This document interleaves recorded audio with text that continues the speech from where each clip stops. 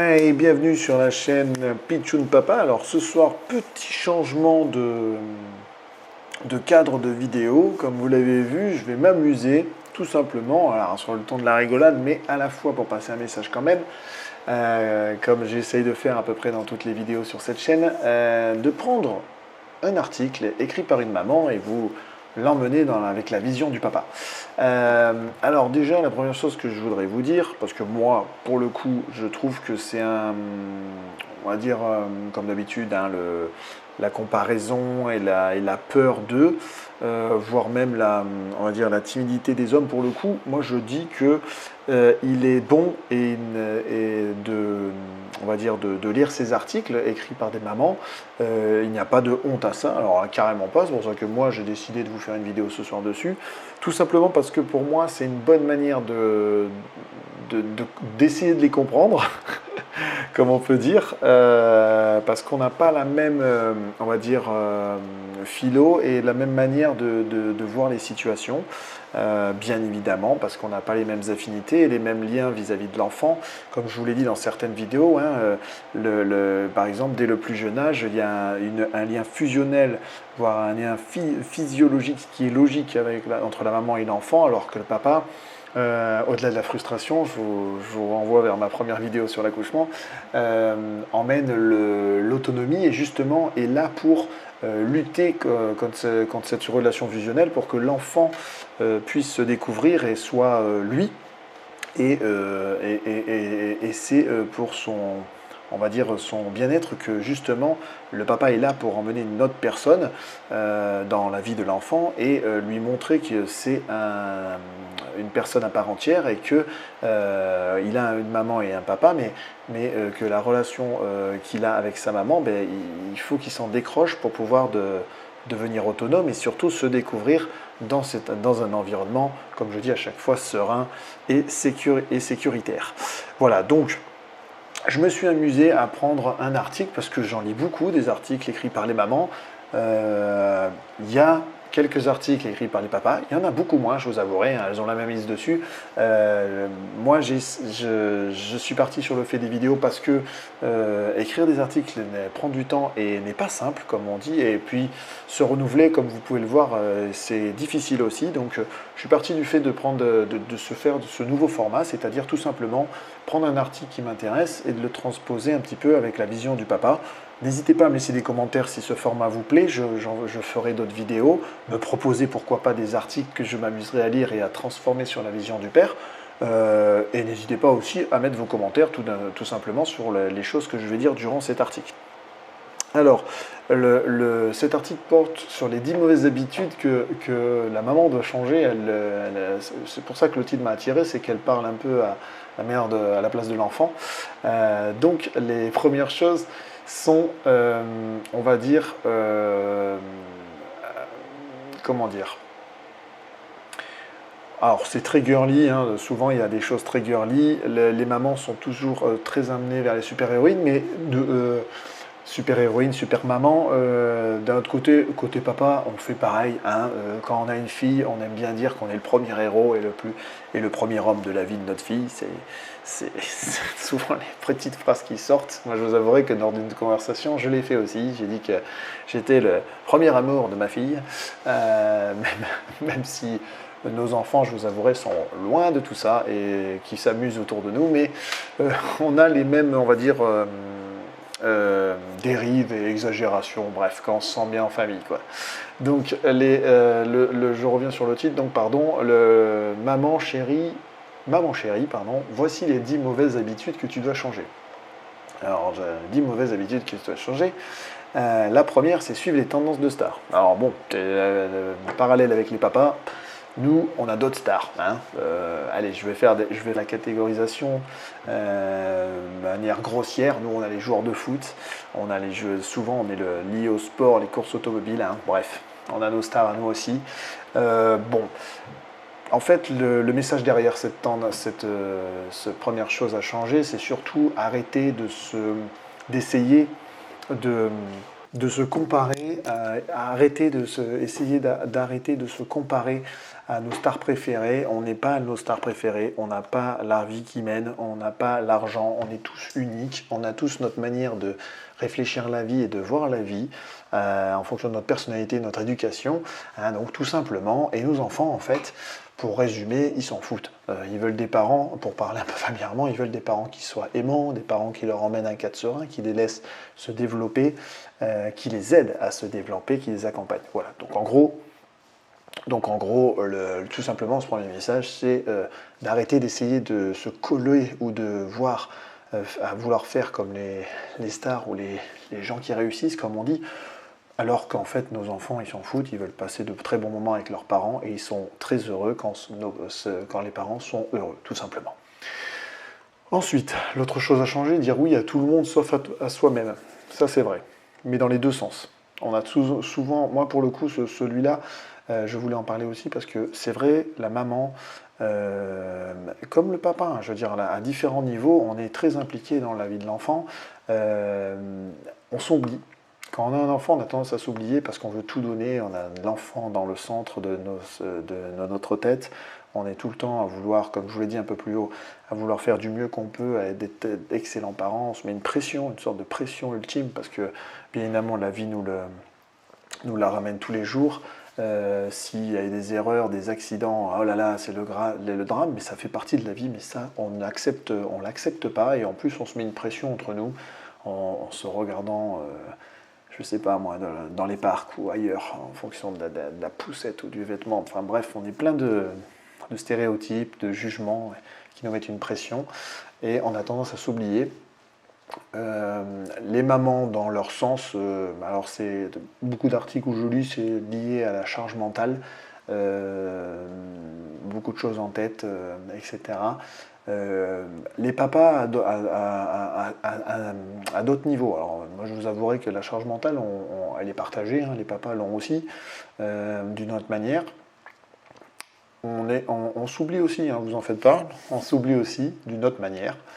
Moi je pense que les deux parents, à l'heure d'aujourd'hui, il faut arrêter de dire qu'il n'y a que la maman qui s'oublie, le papa aussi s'oublie, même si en fait on parle de s'oublier, mais c'est tout simplement se faire du bien à soi-même, voilà, retrouver du temps pour soi, tout simplement. C'est le papa a des besoins peut-être des fois plus basiques, mais la maman pourrait largement aussi répondre à ses besoins basiques en passant un peu de temps pour elle. Je dis une bêtise, un truc très gros encore, boire un coup avec ses copines, c'est faisable. C'est pas parce que vous n'allez pas, comme ça me rappelle une autre vidéo que j'ai fait, c'est pas parce que vous allez boire un coup avec vos copines alors que votre enfant est en bas âge que vous êtes une mauvaise mère. Non, non, c'est juste qu'à un moment donné, vous faites confiance à votre mari aussi, à votre copain, et vous avez un peu besoin de vous retrouver, et notamment par exemple en buvant un coup avec vos copines. Le garçon, c'est pareil. Le papa, c'est pareil, et c'est pas un mauvais peur s'il va boire un coup en fin de, par exemple, pour after work avec ses collègues. Voilà, c'est une histoire de communication et d'entente. C'est essentiel de se retrouver, quel que soit l'âge de l'enfant. C'est très compliqué, je vous l'accorde, surtout avec le premier enfant. Moi, je l'ai remarqué. On a une énorme attention, on a peur de tout. On a peur de mal faire, on a peur de blesser, que l'enfant se blesse. On voudrait qu'il vive dans un monde de coton, entouré de coussins, avec des trampolines partout. C'est impossible. Et à la fois, on nous dit il faut le laisser vivre sa vie. Ouais, mais j'ai peur, il tombe mal. Enfin bref, vous voyez le paradoxe entre laisser vivre, lui donner l'autonomie, tout en voulant le protéger, et donc on surenchérit l'affaire. Voilà, tout ça pour dire que il faut savoir s'accorder du temps. C'est un peu ce qui est dit là. Moi, c'est ce que je dis. Là, pour le coup, les deux sont touchés. Passer plus de temps au téléphone qu'avec les enfants, ça, c'est le mal d'aujourd'hui. Ce petit objet est devenu une tare, et j'en fais partie, je vous l'accorde. Ce téléphone est scotché dans notre poche, il sonne tout le temps. On est toujours attiré par ce truc. C'est, comme Marc, ouais, c'est ennuyé et répétitif.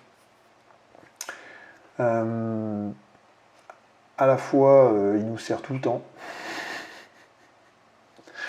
pour prendre les exploits du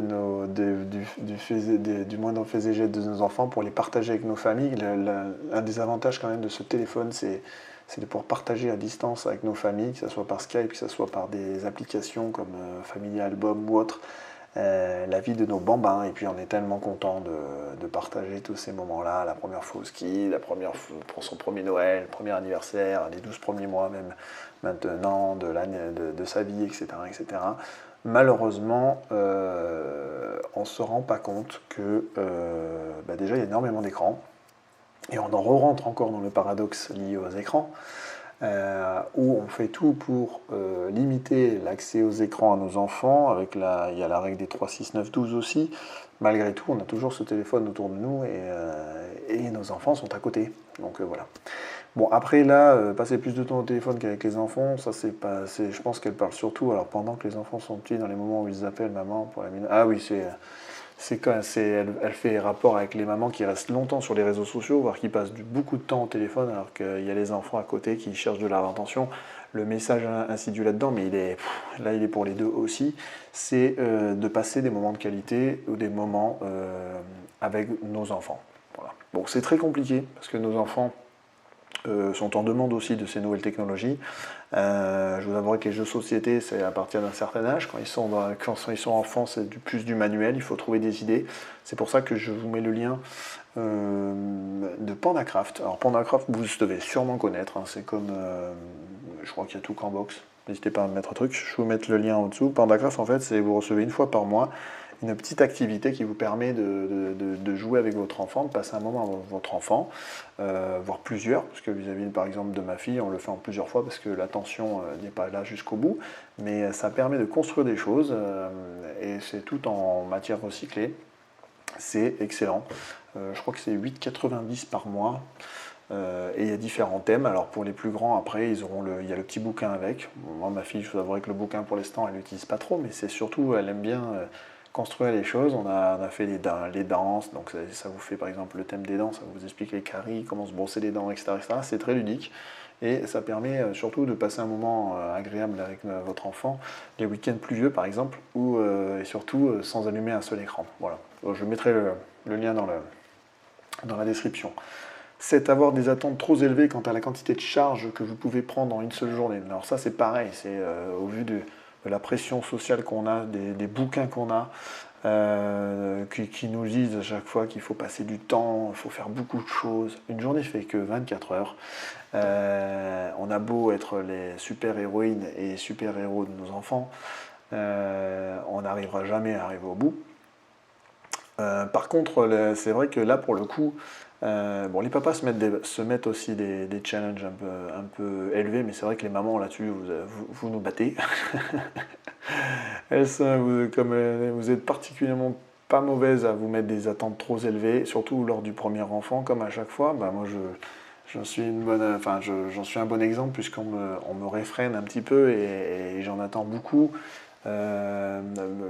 Voire même à la force d'avoir trop d'attentes, on profite moins du moment présent. Voilà. Et il faut laisser grandir nos enfants à leur rythme, il faut les aider pour qu'ils avancent, qu'ils grandissent, mais il faut éviter d'avoir trop d'attentes, il faut éviter de vouloir trop en faire. Voilà, comme elle le met à la fin, rappelez-vous que vous êtes un être humain et concentrez-vous sur une chose à la fois. Et pour tout le reste, il y a un lendemain, c'est tout à fait résumé. Une journée fait 24 heures, il y en aura toujours autant demain. Le but, c'est de durer, parce que des parents fatigués, comme je vous l'ai dit, ça peut engendrer des disputes, voire des colères, voire des cris sur l'enfant inexpliqués, où derrière, il faudra lui expliquer le pourquoi, et notamment parce qu'on était fatigué. Voilà. Alors ne pas demander de l'aide, c'est ce que je vous répète dans plein de vidéos, mais le papa aussi, hein. Le papa veut aussi. Il ne faut pas faire tout seul, c'est ridicule. Moi je le dis comme je le pense, parce que je l'ai fait et parce que c'est nul. À part vous mettre une pression interne qui ramène un peu avant, et avec le point d'avant qui va vous frustrer parce que vos attentes, vous les atteignez pas, vous allez vous fatiguer et vous n'y arriverez pas. C'est pas être des mauvais parents de poser des conseils. Au contraire, c'est toujours bien d'en parler avec d'autres parents qui ont des enfants à peu près du même âge, même des parents, vos parents, les grands-parents par exemple, voire même les parents avec des enfants plus vieux. Demander de l'aide n'est pas une mauvaise chose, c'est même très bien, ça vous permet d'avoir une ouverture d'esprit, de prendre des bonnes idées à droite à gauche, d'évacuer les mauvaises. Comme je vous dis, le but du jeu, c'est que d'une génération à l'autre, notre éducation évolue en fonction de la société pour emmener notre enfant à vivre en communauté et à l'emmener au mieux dans la société dans laquelle il grandit pardon, et dans laquelle il va rentrer dans la vie professionnelle. Les choses que nos parents nous ont appris ne fonctionnent plus dans la société actuelle et il y aura d'autres choses qui ne fonctionneront plus non plus par exemple dans la société où ma fille va évoluer. Donc le fait de demander de l'aide, de discuter, ça vous ouvre sur la manière des autres parents on va dire, d'éduquer leurs enfants, de comment ils font les choses, et surtout ça vous maintient à jour sur la société et sur comment on emmène nos enfants et comment les accompagner pour les rendre autonomes et leur donner les clés, le plus de clés qu'on peut, on va dire en tout cas, pour qu'ils réussissent à devenir résilients demain. Cinquième, ressentir de la culpabilité pour les dîners au restaurant ou le fait de ne pas manger sainement tous les jours. Bon, ben ça, ça des deux côtés c'est pareil. Bon, la cuisine est toujours ramenée à la mère, ça c'est un bon vieux fantasme aussi. C'est vrai, mais pas que maintenant. Moi j'ai envie de vous dire, je suis un peu le papa. Alors je suis pas un très bon cuisinier, c'est clair. J'ai un robot pour m'aider. Que je dirais pas le nom, mais les deux sont dans ce cas-là. Je veux dire, c'est pareil les points qu'on a vus un peu avant. Il faut arrêter de se sentir mal à l'aise parce qu'un soir, on a juste envie de faire des pâtes et qu'on n'a pas envie de cuisiner. Notre enfant, les pâtes avec la bolo, ça lui plaît, ou avec juste du ketchup, on lui fait un sourire dans les pâtes, il est content, mais ça ne vous fait pas passer pour des mauvais parents. Hein, et puis on peut lui faire un jambon beurre, et puis on peut lui faire d'autres trucs. Enfin, le but du jeu, comme on dit à chaque fois, c'est tout avec modération. C'est sûr que si tous les jours vous êtes over et que vous arrivez, que vous n'avez pas le temps de faire la cuisine, alors déjà, pensez au bench, c'est-à-dire faites la cuisine le week-end et préparez la semaine pour juste décongeler le soir, ça c'est... Et puis surtout, réorganiser votre vie, enfin réorganiser votre manière de travailler, arrêtez de subir. Moi, là, je vais être un peu franc, vous n'allez pas m'aimer, mais à un moment donné, si vous subissez votre life, c'est clair que le soir, dans beaucoup de choses, déjà, vous n'arriverez pas à tenir le fil. Il faut avoir un minimum de cadre, il faut savoir s'organiser au travail pour imposer ce cadre gentiment à votre entourage et à vos chefs. Ça demande de la personnalité, ça demande de la persévérance, ça demande de l'énergie, mais à la fin, quel bonheur, quoi. Je veux dire, vous rentrerez à la maison plus tôt, donc vous pourrez profiter plus longtemps de vos enfants. Vous arriverez également à faire la cuisine, pour partager un moment avec eux, faire le rituel de la nuit pour l'emmener jusqu'au sommeil de manière moins excité et donc plus faciliter son endormissement, etc., etc. Enfin, je ne vais pas vous faire la photo, vous connaissez tout ça. Je pense que vous lisez autant d'articles que moi. Voilà, il faut sur le Covid, nous l'a rappelé en plus, hein, dans cette période de confinement, etc., nous a rappelé l'essentiel des choses. Hein. Il y a beaucoup de gens qui se sont perdus dans leur vie professionnelle pour telle ou telle raison. Je ne rentrerai pas dans cette psychologie. Il faut se ramener à l'essentiel qui est nos enfants, qui est la famille, qui est notre bien-être, qui est se reconcentrer sur nous-mêmes, s'accorder du temps à nous-mêmes. C'est pas être égoïste, hein, c'est s'accorder du temps à nous-mêmes sans l'imposer aux autres. Ça, c'est la différence. Mais de savoir se retrouver avec soi-même pour mieux repartir et durer dans la vie de parents. Ok ? Oublier de faire de son mariage une priorité. Ouais, alors ça c'est lié un peu à la vidéo que j'avais fait sur le baby clash, c'est une des raisons. Et comme ça remonte un peu ce qui était dit au-dessus, c'est de s'oublier. Quand le premier enfant, quand il est tout bébé, on s'oublie, mais à tous les niveaux. C'est-à-dire que, mais alors là, des deux côtés, hein, je veux dire, je vais parler de libido, je vais parler de sexe, mais c'est important, ça fait partie du couple et on a tendance à s'oublier. Quand un enfant arrive, la libido n'est pas là. Enfin, au début, elle est normale qu'elle soit en berne, mais on est très comment dire, concentré sur voilà, devenir de bons parents, mener tous les cadres, acheter des choses, très très très à fond pour emmener les choses. Sauf qu'on ne prend plus le temps de se retrouver le soir. Des fois, on ne prend plus le temps de parler ensemble. Voilà, on perd un peu de, comme je dis, un peu euh, d'envie voilà, de se retrouver amoureusement. Enfin voilà, il y a l'enfant, comme je le dis, moi j'en discutais et je dis souvent, un enfant n'est pas là pour réunir les parents. Je veux dire, les gens par exemple qui font des enfants pour tenir un couple, c'est de la connerie. Voilà, là, je vais pas me faire des amis non plus, mais on s'en fiche. Je veux dire, moi, un enfant, ça sépare plus que ça resserre. Pourquoi? Parce que c'est un chamboulement d'une vie. On passe de 2 à 3 ou de 2 à 4, pour ceux qui font des jumeaux. Euh, Ça chamboule toute sa vie. Alors il y a un équilibre à trouver, ça prend un certain temps. Vous êtes tous les deux, comme je vous dis, faut construire une équipe forte. Et il faut parler, discuter, parce qu'il y en aura un qui sera fatigué, et ensuite ça sera un autre, et puis voilà, les journées vont s'enchaîner, et ça va être compliqué au début, mais faut parler, il faut passer ce cap, et à un moment donné, il faut arriver à se retrouver. Voilà, c'est une question de temps, de compromis, d'équilibre, de discussion. Il y a beaucoup, on pourra en parler pendant des heures et prendre plein on va dire, d'exemples, voilà. Mais il ne faut pas s'oublier, et puis il faut arriver à retrouver ce rythme. C'est très compliqué au début. C'est là où demander de l'aide, se faire aider, et puis hein, pour se retrouver avec la technique du 2-2-2, hein, aller voir la technique du 2-2-2, en faisant appel aux grands-parents, en faisant appel à une nounou. Enfin, il faut se retrouver à un moment donné parce que c'est primordial pour être heureux et transmettre justement cet amour qu'on a entre nous à notre enfant. Voilà. Répétez sans cesse que vous êtes une mauvaise mère. Ah. Alors ça c'est pareil pour le père. Alors ça c'est très écrit pour la mère, mais c'est exactement pareil pour le père. Il faut arrêter de se dénigrer. Ça remonte un peu, ça résume un peu tout ce qui était dit avant. Il faut arrêter de se dénigrer tout le temps ou se comparer. Sachez que la vie d'à côté, ce ne sera jamais la vôtre. On ne sait jamais. Peut-être que les gens qu'on voit très bien arriver à l'intérieur de leur maison, leur vie est misérable. Vous êtes de très bons parents. Vous êtes de très bons papas. Tant que vous aiderez, tant que, on va dire, vous trouverez votre positionnement dans la famille et que surtout vous impliquerez, sans vous oublier, bien évidemment, comme une équipe. Voilà, comme une équipe, vous êtes de très bons papas. Voilà. Il faut vous faire confiance et il faut avancer pas à pas, comme votre enfant apprend à marcher. Voilà. S'inquiéter de ce que pensent les autres. Alors ça, pareil, ça va avec tout le reste.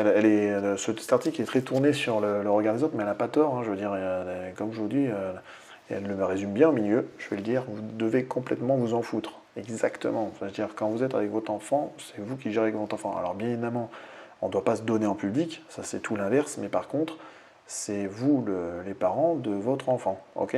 Donc vous n'avez pas à avoir peur par rapport aux autres et vous n'avez pas à vous comparer, vous vous en foutez, même vis-à-vis de la famille. Je veux dire, vos parents vous ont éduqué d'une certaine manière, mais c'est vous les parents de l'enfant. Donc il faut faire adhérer de votre manière de voir les choses aux grands-parents aussi, pour que ça rentre dans la même dynamique et qu'on garde une continuité quand par exemple vos parents vont garder les petits-enfants. Pardon. Donc voilà, il faut arrêter de se regarder les uns les autres, il faut avancer, il faut s'entraider, il faut être content d'être là, il faut être content d'être parent, il faut profiter de nos enfants et c'est le principal. Et ne pas prendre soin de soi, bon, ça c'est comme je l'ai dit avant, mais c'est comme beaucoup de choses. Hein. Il faut garder à l'esprit que les enfants heureux et en bonne santé ont besoin d'une mère heureuse et surtout aussi un père heureux et en bonne santé et que tout ça fonctionne dans l'amour. Voilà, enfin que tout le monde soit heureux en gros. Hein. Donc pour résumer cet article, que j'ai trouvé très intéressant, mais qu'on peut l'appliquer carrément à un papa. Hein. L'objectif, c'est de ne pas. Le message que je veux faire passer dans cette vidéo, c'est qu'il ne faut pas avoir peur d'être papa. Faut arrêter de se mettre une pression inutile. Personne n'est parfait. Il faut être fort comme on peut l'être dans notre vie professionnelle, par exemple. Il faut être aussi fort qu'on est bon dans notre vie professionnelle. Alors vous allez me dire, c'est facile à dire. Complètement. Je suis exactement dans ce cas-là, où je me pose des questions, où je pleure, où j'ai des doutes, où quand je vois d'autres papas, je me dis putain, tu n'y arrives pas. Ouais, il y aura des moments difficiles, il y aura des hauts, des bas, c'est comme un couple, c'est comme tout. Mais soyez-en sûrs, vous êtes de bons papas si vous posez toutes ces questions, si vous commencez à faire comme moi, à vous posez ces questions, vous êtes des bons papas, ça va dans le bon sens. Le but du jeu, c'est pas d'arriver de vous écraser dans une dépression et de vous descendre dans la morosité, carrément pas. C'est pour ça qu'il faut avoir un bon équilibre, il faut se poser les bonnes questions, faut se faire aider, il faut en discuter avec les autres papas, il ne faut pas hésiter à en discuter avec les autres papas. Et il n'y a pas de problème là-dessus. Il faut trouver le moyen de vous libérer, hein, le sport, de vous vider un peu la tête, de vous accorder du moment à vous. Et l'objectif, c'est voilà, de durer, de tenir le coup parce que ça en vaut la chandelle et vous serez tellement content. Enfin, moi, je le suis déjà, j'ai même pas fini.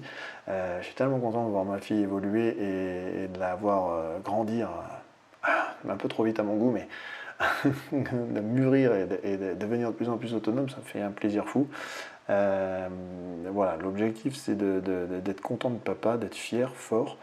Et je vous laisse regarder Rasta Rocket si vous voulez avoir la suite de cette jolie scène. Hein. Soyez fiers, forts et contents d'être papa et heureux surtout parce que tout ça va faciliter la transmission vis-à-vis de votre enfant et ils seront contents autant que vous. Voilà, cette vidéo a été, j'espère, pas trop longue. Je voulais faire un nouveau format sur un article. N'hésitez pas à me dire si ça vous plaît.